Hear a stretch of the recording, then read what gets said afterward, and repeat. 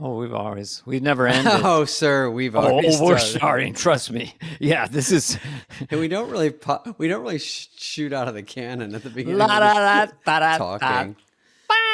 Yeah, but everyone knows. So I have a coat on. That's good. That's the first order of business that everyone's psyched about. And then Dana might have a new something in the background.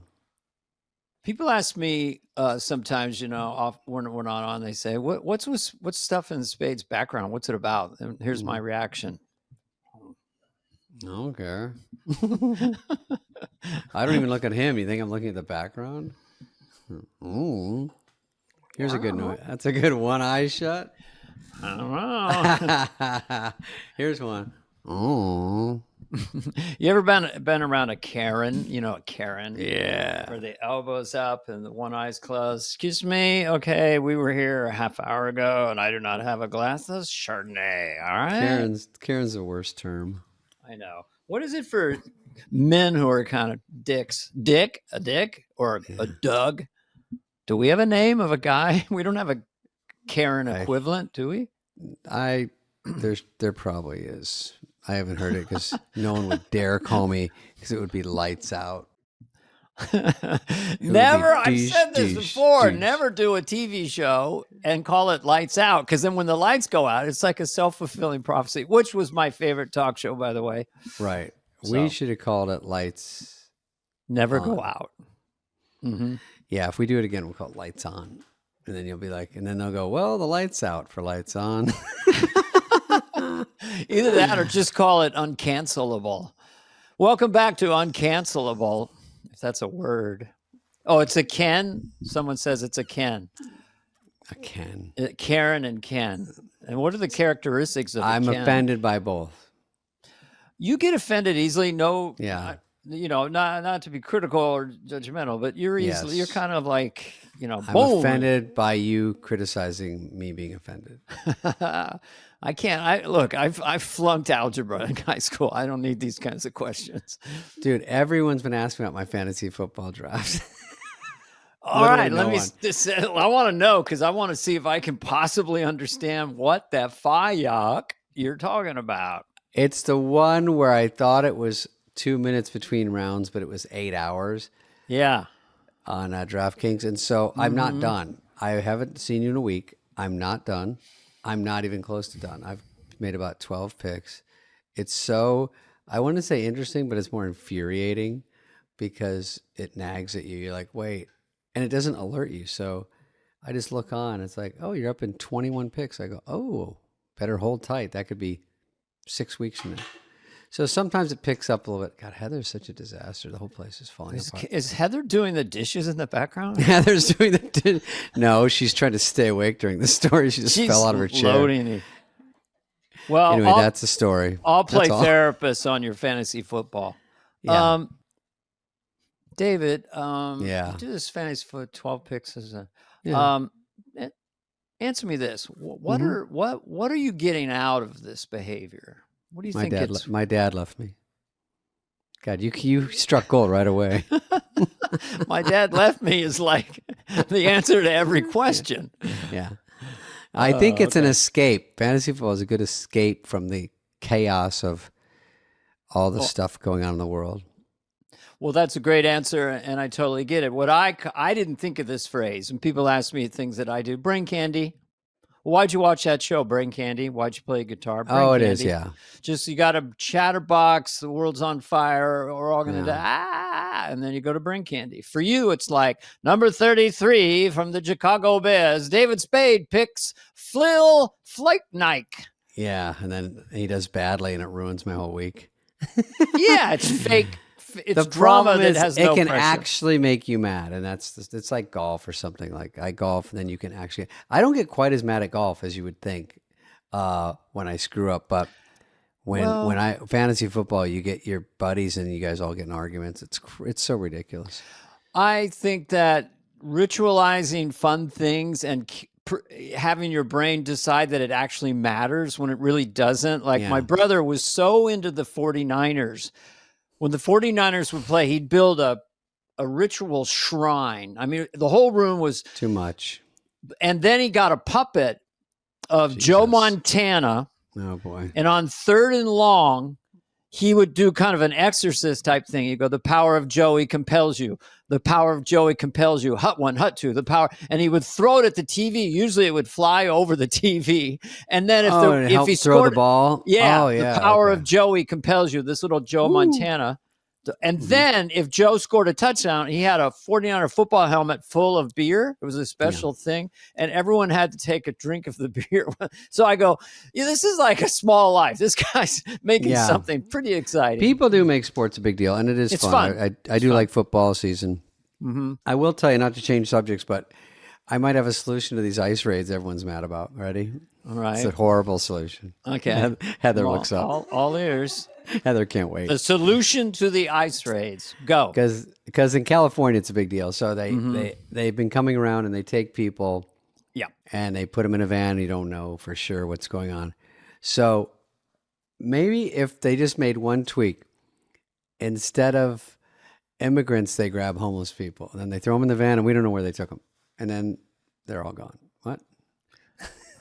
It's not I don't know how many people would fight it. It's like, your words, not mine. Now, your idea is to substitute illegal aliens for homeless people, and you never know where they went. Is that your plan? Your words, not mine. Yeah, that's your plan. I plead the fifth. I would say, they talk about Epstein Island, just homeless island, and have it be fantastic. Take an island out in the Pacific, make it beautiful condos, everything. We have about 70,000 in California, and just say, do you want to? And do it fantasy life cruise, go out there. The billions they're paying or throwing away or not using, it's like you have all these billions, and billions is a lot of money. So say we're going to rent all the Carnival cruise ships, and we're going to say, take everyone here. And then they have, or take them out to Burning Man and set up a whole encampment. I don't know. I used to do a Trump thing. They need ice. You got to have ice. They say the glaciers are melting. I know how to make ice. I can make a lot of ice. I'll take all the ice from the Trump Hotel. I'll put them on the Carnival cruise ship. They're friends of mine. I know these people. And we go and we make glaciers. Sorry, I snuck that in. Actual ice. Actual ice. You can get all the ice from the Trump hotels. There's a lot of ice. I can tell you that. I can promise you that. It's a tremendous amount of ice. You put it on the Carnival cruise ships. They go up to Antarctica and they make glaciers. Oh, they add it? Oh, they make that's not a bad idea. You got a lot of questions for my bit. Well, we were just talking about the other ice. That's great. I'll put down my bit number 2. Jesus. Dana, we'd like to cross-examine your bit. I have a quick thing for us today. This will dovetail. So that the only way to solve the Epstein thing is to have everybody go in and testify. Like anybody famous, they go in and testify. Now, Mr. Pitt, is that your real name? Yes, yep. Have you, to your knowledge, your words, not mine, my words, your words, ever been on the Epstein Island? Nope. And why did you say that? Because I was never on the island. All right, well, Chair, I dismiss Mr. Pitt. That's a good plan. It's Brad Pitt. Yeah. Now, my next one is, Mr. Schwarzenegger, were you ever on Epstein Island? No, because I don't like islands. I only like landmass. No gym. I like this, that he says, I prefer landmass. Landmass. I like landmass. I don't like little girly islands. I like landmass. Well, all right. I hear you. Is he dismissed? I guess so. Dismissed. I don't want to work these bits out because I know you're going to join in and they'll just be sort of fun. I know. They kind of run. I like it. I go to an island. I do coconut curls. You can work out wherever you go. Do you know that I like when I hear other people do Arnold, it makes me happy. It's so bad. Mine are always bad. This is better than talking. I actually used to do this 20-minute bit called Predator Island. This is pre-Epstein, where all the kind of canceled men would go, and that would be hosted by Arnold. Welcome to Predator Island, where we take care of all the predator people. Look, there's Woody Allen. What are you doing here? Yeah, because, we think that, the charge is false, Run, I lay down ground fire. Run, Woody. Run to the brambles. wearing my khakis. Should have brought some sweats. Yeah, look, Rosie O'Donnell is in Racist Lagoon. Rosie O'Donnell. Look at Jussie Smollett. He's on Hoax Mountain. Hoax Mountain. I like that. Lay down some ground fire. So anyway, that was my. I like it. You came literally loaded. I am loaded. I had a little extra in my orange juice. My mom, I'm worried because sometimes she takes her dog's drugs. I thought it was by accident, but what? Come on. I don't know if it's concerning, but like my. Well, wait a minute. Sometimes she takes her dog's drugs. Is she Mr. Well, like Magoo, only like tramadol or like because I think she ran out and she hurt her leg, and she goes, "It's the same thing." I'm like, I don't know. She goes, Davy, relax. It's just a pooch pill, Davy. It's just a pooch pill. We were all together on 4th of July. Oh, she's like, Davy, go say hi to that lady over there. She said she was your biggest fan. Oh, why? You're going to keep eating lunch? I go, I'll go over there in a minute. Oh, I don't like when you get like this. These are fans. I go, I know. I literally, I'm always nice anyway. No joke. But sometimes it's funny because right now she's got me on the hook for 2 different things. And she's like, you just texted me up the wazoo about it. I go, Mom, oh my God. People get to her and then they go, just tell them to do this. And she's like, done. Parents, parents. And so having a child who got kind of lucky in free market America, got on TV, and then they just root for you. Like I had my career was like a roller coaster, When I was on a downslope, my parents would call me. They'd be on vacation in Montana, and my mom would go, "You sure got a lot of fans up here, Dana." Yeah, that's very nice. My dad would go, "Oh, Jesus Christ, you got a lot of fans up here." Yeah, I like it. It kind of picks you up because you think things aren't going good, and it's always like up and down, and they're always pulling for you. Ideally, but she is for sure. Well, and the good thing too is when you're on SNL and you're dressed like a tomato or with a clown nose on and floppy feet, you're doing this goofy sketch. Just check yourself for a second and go, "Look what I'm doing." Don't take it too seriously. I get paid to dress like a bagel. Yeah, I asked Jerry Seinfeld about that. I go, "Should I take it seriously?" "No." "Well, what should I take seriously?" "Nothing." "Why are you taking it seriously?" I did hear him yesterday on Instagram. I love Jerry. Going like, nothing matters. This is his latest advice. It's just, it doesn't matter. Like these things, these people that you think hate you, they'll be gone soon. Everything will just be gone. You'll be gone. It'll all be gone. It's all gone. It's stoicism. It's a way to not take this life too seriously. And really, this is a fact. I looked it up that in the next 150 years, 8 billion people will die, and then they'll be dead for at least 1 trillion years.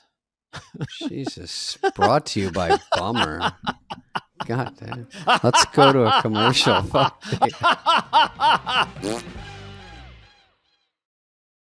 All right, I want to show one thing that's probably on our videos. It was a Coldplay concert. That was like yesterday, but I like Coldplay. Whenever it was. You know how they show the kiss cam in the audience? Oh, yeah. So they show this guy, fine, they're just jumping around. Yeah. Oh, look at these two. Oh. All right, come on. You okay? Oh, what? Busted. Either they're having an affair or they're just very shy. That's Chris Martin. And they say it looks like they were having an affair and they both got popped. Well, let me see it again. Let me see it again because that I want to see they're on. They see shit. Yeah, that's immediately he disappears. He drops. Got something to hide. So wow. He's a CEO of a big company, and it's not confirmed. I'm just gonna say, putting that camera on them and what Chris Martin said, is more than that. It's a Coldplay, brother. Oh, fuck yeah. See how I did that? That's where he got the name Coldplay, because he would always embarrass people in the audience. He said, "I think I'm going to name the band Coldplay." We put cameras on people, make fun of them. I don't do a Chris Martin, but you know who else it felt like something that Mr. Freeze would do? Mr. Freeze, I freeze you. Mr. Freeze, Mr. Freeze, I put the freeze camera on you. Now you're diving to the headboard out of embarrassment because you're having an illicit affair. Run, run. I lay down ground fire. He played Mr. Freeze in Batman. And you know what? He was actually, that movie sucked of all the Batmans, but Arnold was great in Mr. Freeze. He was great.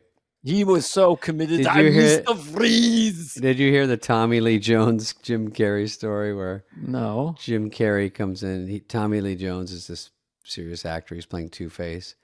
And Jim Carrey's playing the Joker, the Riddler, something ridiculous. Yeah, he was the Riddler, I believe. Yeah, and he said on one of his days off, he went to a restaurant and he saw him.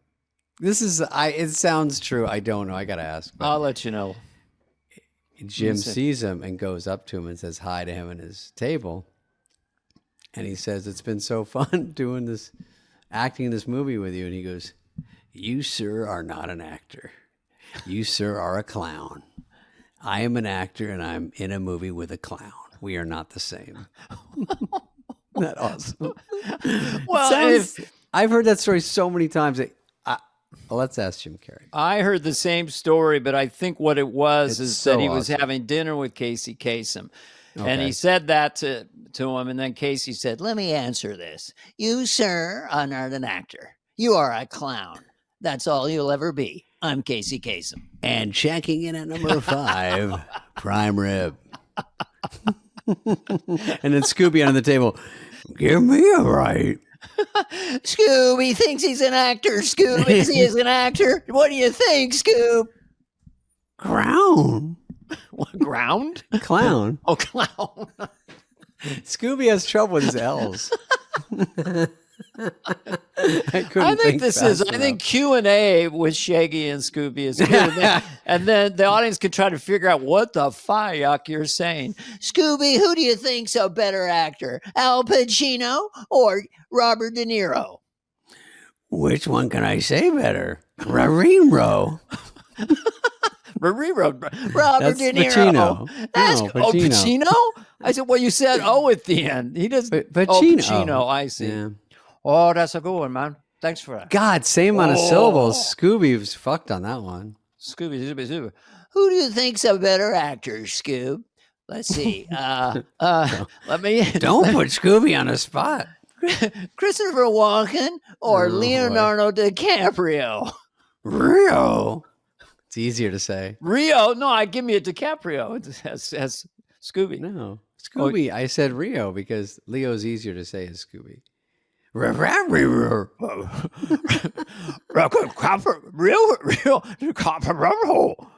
to rip on his voice box. Jesus Christ. Well, I've cast you as Scooby and me as Shaggy, but you do a great Shaggy, so sometimes I'll do a Scooby. Okay, I'll do it. Who's a better actor? Christopher. Wait. What the fuck? Christian Bale or Benicio del Toro? I don't know. Oh, he doesn't know. I didn't know he couldn't have an opinion. Look, everybody. I'm working right now. I don't know, bro. He goes, you got any sausages? He doesn't want to get a quiz. He wants a fucking sausages. That's what dogs like. I don't know, Scoob. I don't like this. I don't like this whole bit. It's run into a ditch. Let's skedaddle. I'm laying down some ground fire. Zoinks. That's a good one. Yeah, I should use that more. Zoinks. Well, Scoob, I'm scared. There's a ghost following us. What should we do? Zoinks. What does zoinks mean? It means a lot of things. No, but Casey Kasem is the guy doing it. But Scooby is higher. You're right. And my highest compliment, I guess, were some comments like, hey, man, the dude sounds exactly like Casey Kasem, not knowing that Casey Kasem was Shaggy. But Shaggy goes a little higher octave, like, Scoob, he kind of breaks. He's always scared. Scoob, yeah. Shaggy's kind of a puss. Is Shaggy always on fucking drugs or something. He looks like a burnout. Well, they made him into kind of a hippie burnout. The character. Well, let's go to the sphere. Scoob, I suddenly have double vision. I don't think I want to ride the Matterhorn today. Scoob, did you have those mushrooms? Ruh-roh. Ruh-roh is the most famous. Ruh-roh is the most famous. We never do it. Ruh-roh. Ruh-roh. All right, let's do more hot stories. Yeah, that's it. Oh, so Brittany, who we like, Brittany did an Instagram post where she said that she adopted a kid, and but what it's exactly the reaction is this. Well, first of all, we love Brittany, but at some point when she was semi locked down, maybe it wasn't a horrible idea. Maybe they know more than we know as an outsider that maybe she needs a little guidance. Well, what I love about the byline, oops, I didn't adopt a kid or a dog, ... Quote, just having fun online. Ha ha ha. Well, I don't know if the team does that after or she does, or I don't know. Yeah, I know the team we were talking about the other day. It is amazing how much I hear that freaking word. Team, my team, your team. If I'm on a corporate date, wherever I am, anybody, our team will get back to you. You have a team. You have a really big team. You're looking at the beginning and end of my team. I don't have a team. You're my team. Heather's my team. I do answer for you a lot. I have residual Casey Kasem voice. Heather's my team. You're my team. Sometimes I do a voice and I can't get out of it. When we're doing Yamava Casino down here in let's LA, promote that. Yamava Casino, one night only. Dennis Flarflow and David Spudler with all their wacky shenanigans. There you go. Does Dana still need, we heard he needs his raisins cut in half in a bowl, and I go, yep. I just talked to him. I'm his team, and that's what the team says he needs. Before he can go on, he can't do one impression without it. Yes. What's your ritual 1 minute before you go out so the fans can know? You have 1 minute, Mr. Spade. Ketchup, mustard. Actually, what I do is I usually go in the bathroom or the dressing room. If people are there and I don't want to kick them out, I just go in the bathroom and I look at my notes and I go, I got to figure out the first minute. What's going on right when I visualize what's going on out there. What are you going to say?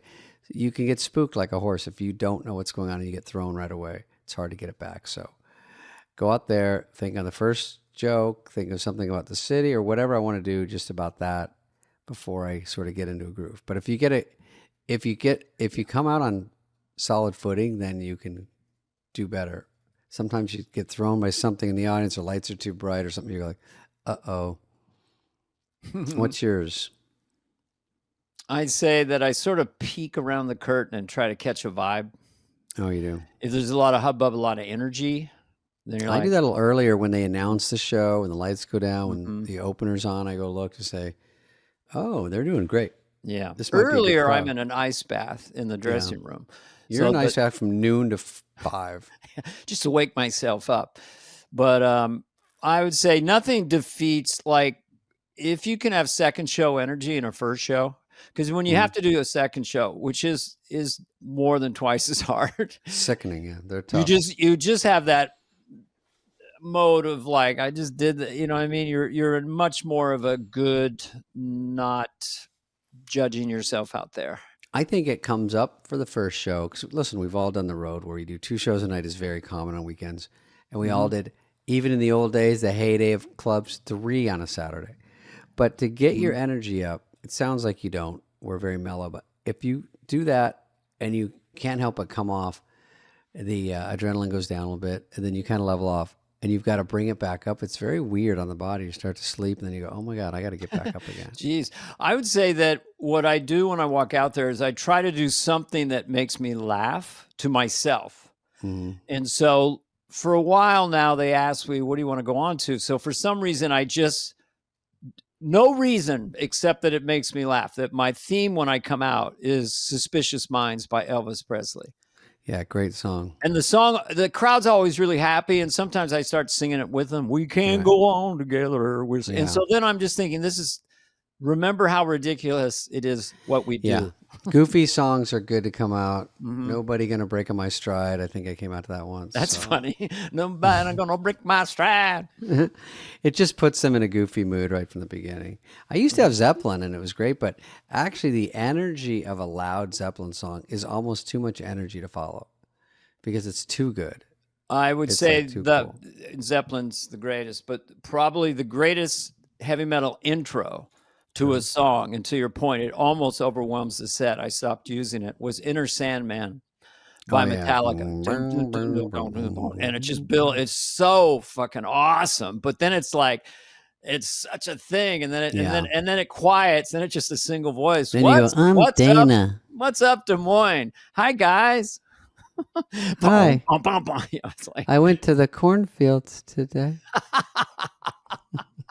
when I hear someone do Garth, it makes me laugh harder than when I do it. Yeah. And meanwhile, the crowd's going, tonight. Yeah. Take my hand.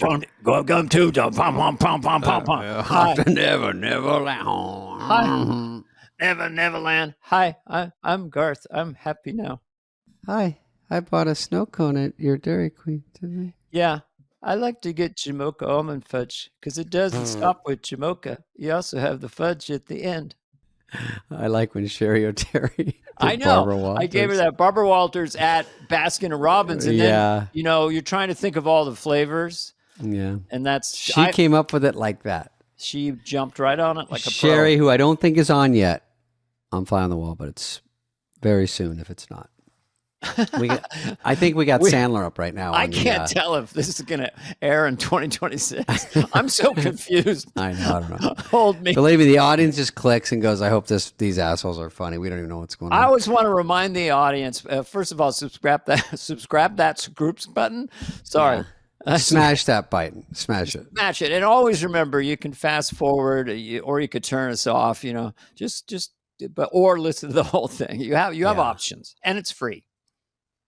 Yeah, and we do the commercials too. And we read the commercials are so great. I like when people go, commercials are the funniest part. I go, well, that's concerning. That's it's funnier than our trying to be funny parts. You know what the best part of the show is when you guys are wrapping up and it's almost over. I love that part. You know what? I usually start with the credits and then I turn it off. You know what I do is I have it on the background when I'm cooking, and then after a while I turn the sound off and I'll see it a little bit. Yeah. It's really good with the sound off. You know what your show is good for? When I'm cooking, I have the TV on the background, and then I have the podcast on in the background for the TV. What I do sometimes when I need a break is I put on Angel Hair Pasta and I put it in, and it's a 2-minute. And you got to really focus. You go over to it's gummy. So for that 2 minutes, I'm totally focused on the pasta, and I don't have to listen to that stupid podcast. The good thing about your podcast is if I listen long enough, you'll yell some joke that's so dumb. Then I go, okay, finally they hit something. And then it flatlines for about 22 minutes. Yeah. The great thing about your podcast is that at a given moment, I can tell that you're both really phoning it in. And that kind of makes me smile. Someone told me on the credits, it looks like Spade really phoned it in this time. I go, I've been phoning it in since day one. I've got bad news. Yeah, and what is the problem with phoning it in? It just means you're relaxed. Yeah, I go, do you have a phone? What are you, from 1980? I have a cell phone. Why are we having this ongoing war? Oh, actually, someone asked me what my sound machine was called. That one that makes all the noises. Oh, okay, It's called Soundboard. It's hysterical, though, but it's easy laughs. I want to pitch something. First of all, I don't think anyone can totally monopolize and have a monopoly on those little sounds. So I'm saying David and Dana's. Oh, yeah. Soundy soundboard. Yeah. Call it something else. Soundy Woundy or whatever. I go, you can have sounds like this if Sydney Sweeney walks in the room. Do you hear that? Yeah, but put it further on the mic. Give it a little louder. Okay. You get a boner. Yeah. When Dana does a joke. It's a boo. Yeah, we could just put some classic ones in there, like "Get to the chopper." I could do some just one-off. That's a good one. Why do I not have? Every time I think It's I'm so gonna funny, and I have it, and you don't. When Dana does a bad joke, Gong. when Dana does a joke that he thinks is funny. I had the wrong one. No, here's Dana. Here's Dana when he closes the Yamava Casino.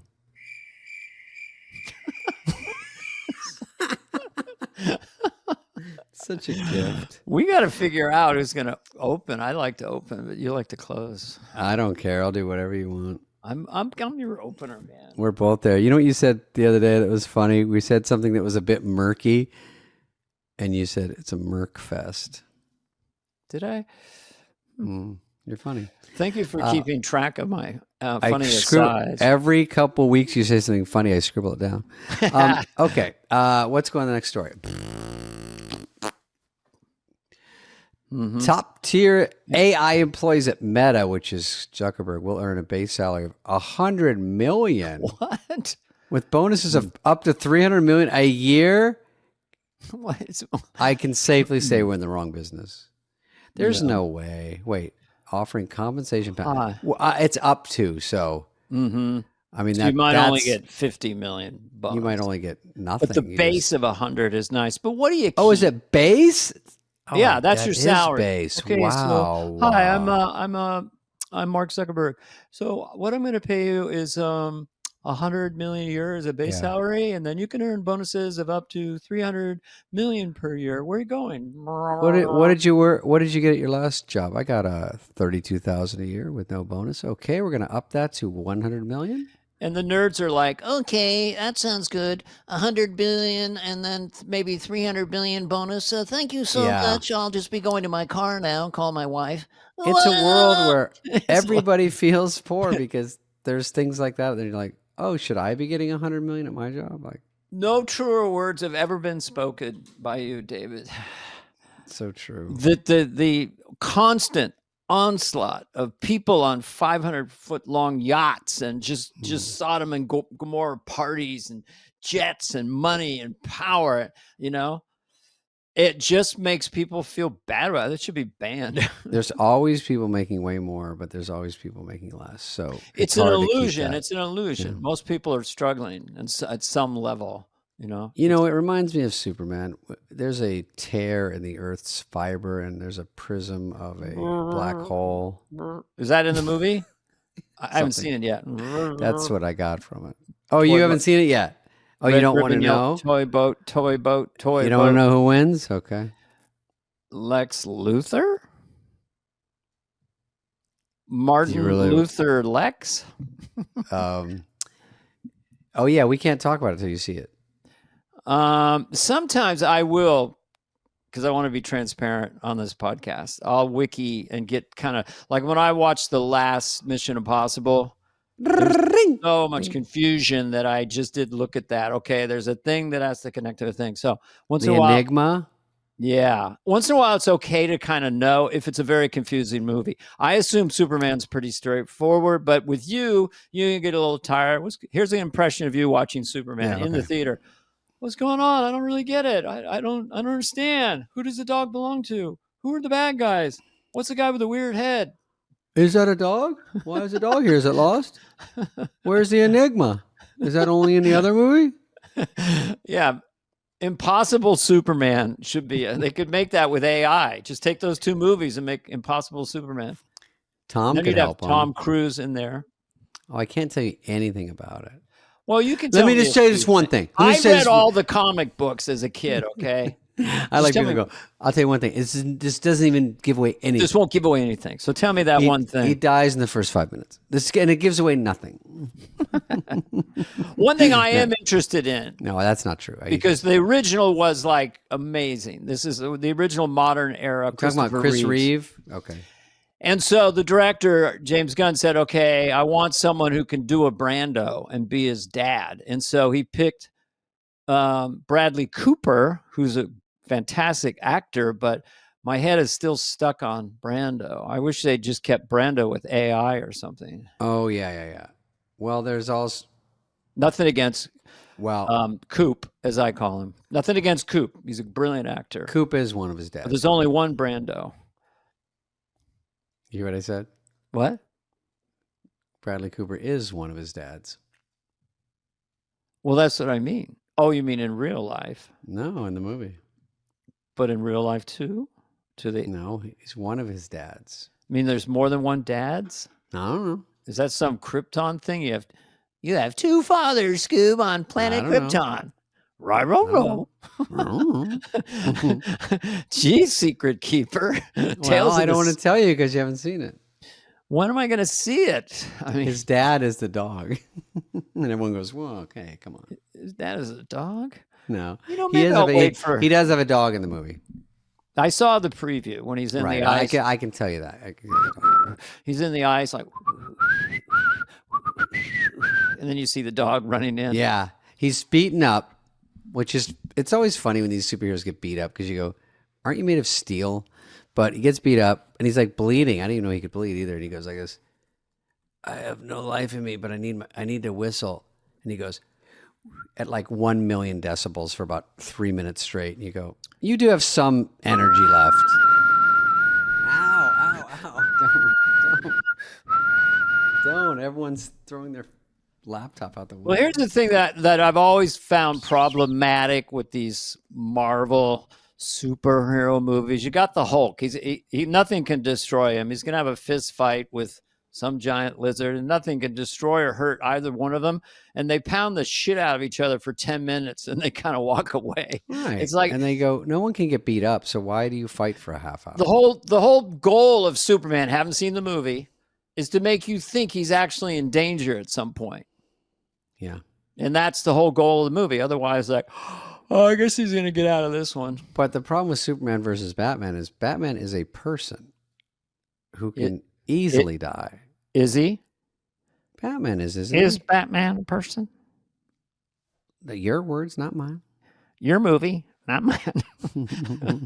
Your superhero, not no, mine. I know. Batman was just, it's just all. So you're fighting the biggest star in the world, Superman, that's not even from here, and you're supposed to beat him? Can I just make an observation for a second? Briefly, yes. In the analog days, for all you millennials and you Heathers and you youngins, the analog days, you might go on a vacation. Uh-huh. And you might be in a shitty cabin near a lake, and there's a little store you go into. Mm-hmm. First of all, they got a thing. It says Coca-Cola on the outside, and you put it up, and it's all cold drinks like knee-high soda and root beer, and you take them out and you buy them.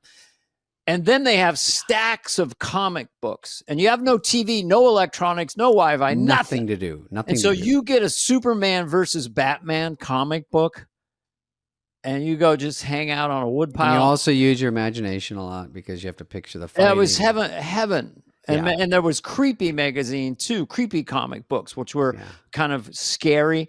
But that was when you're somewhere. Diary. Even for people now, if you go somewhere and you don't have Wi-Fi and you don't have any television electronics, and you look over and you see a bookcase, you go, I think I'm going to read Moby Dick. Right. It's just raw dogging. I mean, early on, people talk about raw dogging in flight, but when you're a kid, Richie Rich, I read a lot for some reason, the poor little rich kid. Mm-hmm. And I think I would dream of because we didn't have that much money, I'm like, look at this fucking kid. He has like a Rolls Royce skateboard. I'm like, yeah. You remember the days where the windows were up the entire flight and the pilot would come on, the Grand Canyon can be seen to the left. This was in and the it was 80s. Exciting. Yeah, it was exciting. Now it's funny that in the day they all put the thing down. No, it's pitch black too, but you're on your electronics. And one time I wasn't paying attention. Suddenly I heard the bus land. Oh, you land, yeah. It's very weird. I don't really like it if one person, it's always to my right side, has their window fully blasting on me. So it's giving me a headache here. But everyone else is down. So there should be, I know, it's a sad life I have. I got to get mine. This I felt bad about. You ever actually do feel bad about your behavior because you weren't paying attention? Yeah. So I'm on a flight. It's from Hawaii. So unfortunately, 2 hurricanes have merged together and they're in our path. So stay seated. So everyone's got their thing down. So I want to use the restroom very badly. So I keep opening the window and looking at the weather. and closing it, and opening, looking at the weather and closing it. So I must have done it too much, because as we're getting our bags, this woman goes, yeah, you liked to open and close the window a lot, didn't you? Oh, did You I? psycho. Yeah, you did it the whole time. Yeah, you did. And then I said intuitively, I didn't want to have an argument. I said, well, you should have told me. They're not going to tell some superstar. No one knows who I am. You know how invisible I am. I mean, look at this. I have the sunglasses. Dana, where'd you go? Who's this? Exactly. With you, and like I've said before, you are famous fame. Oh, you are like walking around with a Disney character. Mickey Mouse. Or Pluto. Well, it's because I wear my grown-up shirt when we go out. I go, what? Well, you've been in some blockbusters. No, listen, Look, if I went around dressed as Garth, I'd get mobbed. Right. But no one knows who I am. No, some people know me, some don't. It's the way it always is. You never know. The ones that matter when you're like at the airport and you want to get into their restaurant because you have 20 minutes to eat. And they're like, that'll be a 2.5 hour line. And I'm like this. And because they're not giving you the. No, they don't give me jack shit. Well, what I do if someone does come up and they've got this, I put them out of their misery. I always go, let's take a picture. They go, really? Yeah, sometimes it's better to just say, let's do it. Yeah, let's do it. Come on. Because they're standing there with their phone like this going. You might, yeah. And you go, you want to take a picture? Oh, yeah, okay. Yeah, they're like, and then they go, take off your sunglasses. This is them taking take it. off your hat. Oh, yeah, they're all nervous. They can't open their phone. They ask me, do you know how to work it? Like, yeah, they go, can we take a picture? And I go, yeah. And they go, I don't know how to do it. Just they hand it to me and I'm like. Okay, let's look at another one. My hair got cut. You didn't say anything. All I know is that you see this, Heather? Looks incredible today. Mm-hmm. It's hard because it's freaking gray. Okay, I see where this is going. Oh yeah, I didn't see this video, but I can just say that for a present, Dana did send me a meteor about 4 years ago.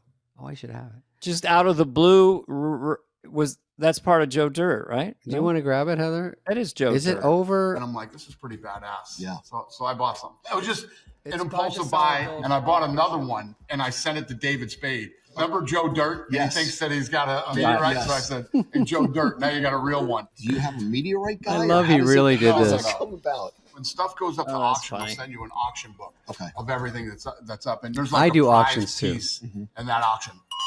Shop. By the way, this was like one of the nicest things in the world. To think of me and send me this, which was expensive because I saw it. It had a receipt or something in it where you could tell from the auction. They're not giving these meteorites away. Is it a meteor or meteorite, Dana? Go. Meteor and meteorite. It was by your.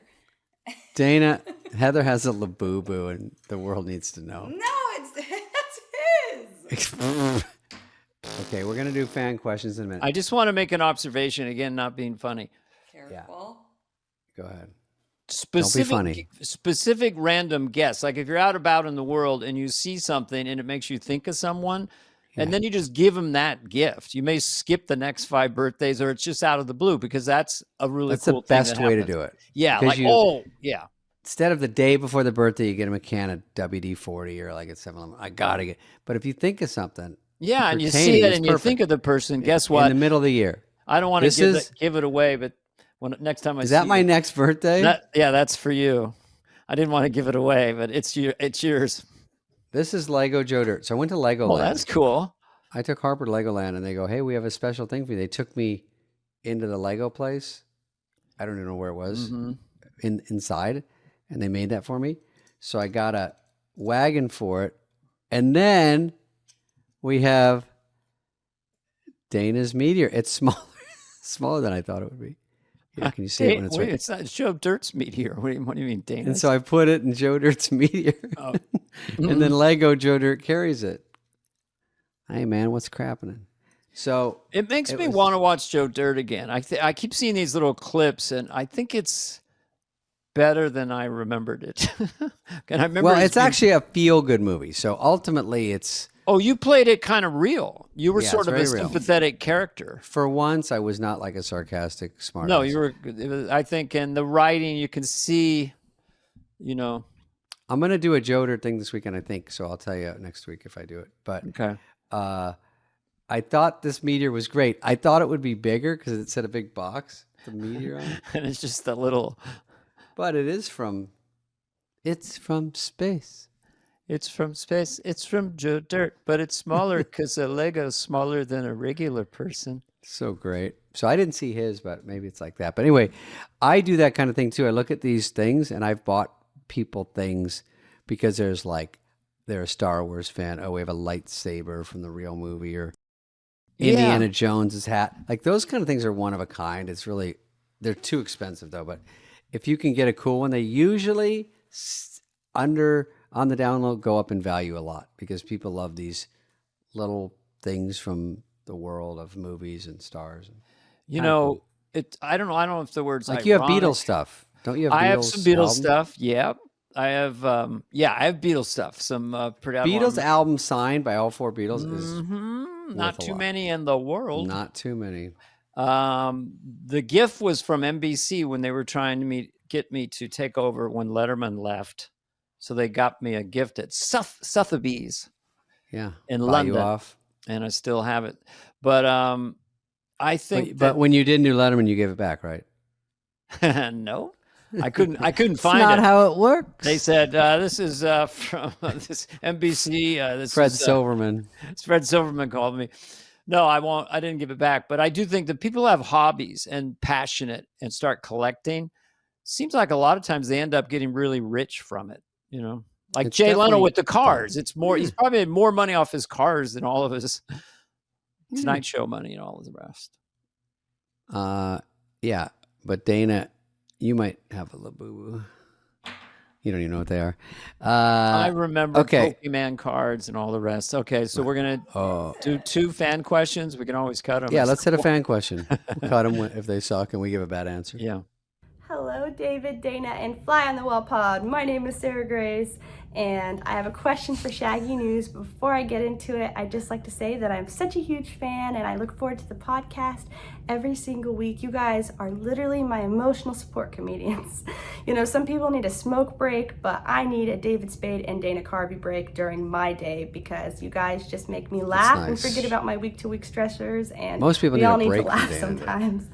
David, I am such a fan, and I just think you're so witty, funny, and sarcastic, and I've got a little crush on you. I can't believe I'm admitting that. And Dana, I have so much admiration for you as well. Anyways, enough rambling. I'm going to get to my question now. I am going to be a junior in college, and I'm moving out of my parents' house for the first time and going to a university. And my question is, what advice would you have someone that's moving to a new place for the first time? Thanks so much, guys. Bye. Go ahead, Dana. Okay, you David, start. wasn't it for you? Very sweet. What was the exact wording of the question? I think she's going away to college. College. Must be a different state, I'm guessing. That is scary. And what's our advice? Yeah. Real twist. Real tough. Well, one. first of all, stay out of the sun, really wear a big hat because you have really great skin. You almost look animated, and you're 18, I assume. So wear a big hat. Second of all, my question is, are you in a dorm? Because if you're in a dorm, you're going to meet like 300 people in one day. And that's a great way to do it. I think it's an incredible. I was in a dorm once for a year, and it was girls, 15 stories high, Verducci Hall, San Francisco State. And so it's a huge social environment. I think don't be fearful and just be open. And based on her being a fan of yours means she's a high quality person. Well, she seems pretty friendly and outgoing. And so cute girl out there in the real world, especially I did that at ASU.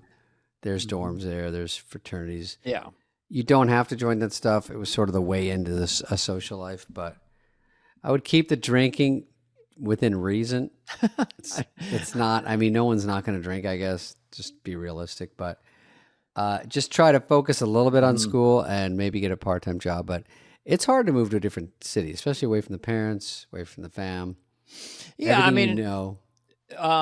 embrace the anxiety. Just trust it. Of course, everyone else who's getting in this dorm as a freshman, coming from other places, you'll think they're way more confident than you, and just remember everybody's a little nervous about this whole experience, but it is in the context of your lifetime. Just enjoy the hell out of it, because you get if you don't have to work, if you're able to. I was sweeping the stairwell and vacuuming the building. It wasn't too bad. I met people that way. I was vacuuming a 15-story building, but just enjoy it, go with it. And anxiety and a little bit all normal and easy on the booze. Is madness lies that way, Yeah, and in closing, I'll say that sometimes you wind up having these friends for life. So some are more in high school, some are more in college, but it can happen. So just see what happens and try not to stress. One last thing, and I'll say it as Garth. If you're bored some night, what you can do is maybe put on Wayne's World 1, and then you could watch if on you Laserdisc. Okay, Laser. Thank you for that question. We got another question. Thanks though. Hey, Dina and David. Huge fan. Love the podcast. Thanks for taking my question. Dana, you make the best turtle. And David, you are the only llama I've ever liked. Out of curiosity, if you could be any animal in the world, what would you both be? That's easy for me. It is? Yeah. What sort of arachnid would you be? I would say I'd probably be... Well, I would go with the breed of dog that is the most effusive and cheerful. Where I live, there's a collie, some kind of collie, looks like Lassie or something, or a golden lab. This dog is like just... just no upper stuff about what we're in the moment, completely being joyful. So I'll just say a golden lab. David, you probably want to be a cockroach. You'll be a cockroach. Cockroach, yeah, that's what I want. I think a dog like a Australian Shepherd or something. Yeah, running a lot, good mood, border collie. Everybody likes you. Golden retrievers like that. Mm-hmm. I'm tired of being so smart. I'd be a dumb dog. It's just more fun. There's been so many bits about dogs, but it's just if you have a hang out dog, with people. They see you. I've seen dogs in a car, and then their owner comes back, and it's like the Super Bowl. Crazy. There's a lot of cool animals, but that's a good one. Yeah. All right, Dana, your answer was wrong. Mine was right. Thank you, everybody. We'll let the fans decide. I also like to be a gorilla because they look really powerful. Yeah. I think you can only be one, but. Okay. All right. Well, thanks, David. I've really enjoyed having you on Fly on the Wall. Thanks for having me, and thank you. I do my traditional weekly selfie of you. Good. Of you? I did face me. Yeah. It was a good picture behind Superman behind you. That's great, and I'll see everybody next week. All right.